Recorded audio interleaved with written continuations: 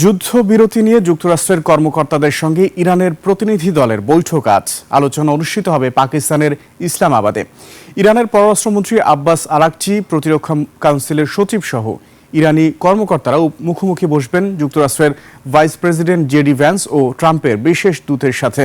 এদিকে আলোচনার আগে দুটি শর্ত দিয়ে ইরান বলছে, সদিচ্ছা থাকলেও যুক্তরাষ্ট্রের উপর বিশ্বাস নেই। আর মার্কিন প্রেসিডেন্ট ডোনাল্ড ট্রাম্প জানিয়েছেন, পারমাণবিক অস্ত্র নিয়ে আলোচনা হবে, তবে বৈঠক ভেস্তে গেলে আবারও ইরানে হামলার হুঁশিয়ারি দিয়েছেন তিনি।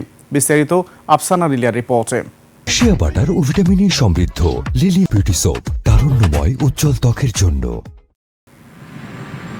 ইরানের পার্লামেন্ট স্পিকার মোহাম্মদ বাকের গালিবাফের নেতৃত্বে একটি প্রতিনিধি দল যুদ্ধবিরতি নিয়ে আলোচনার উদ্দেশ্যে ইরান পৌঁছেছেন।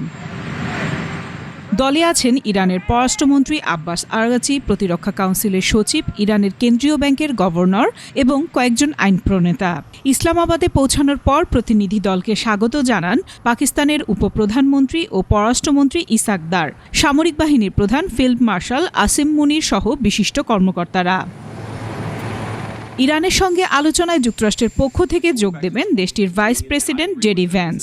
আর নেতৃত্বে দলে আরও রয়েছেন ট্রাম্পের বিশেষ দূত স্টিভ উইটকফ ও জামাতা জারেড কুশনার।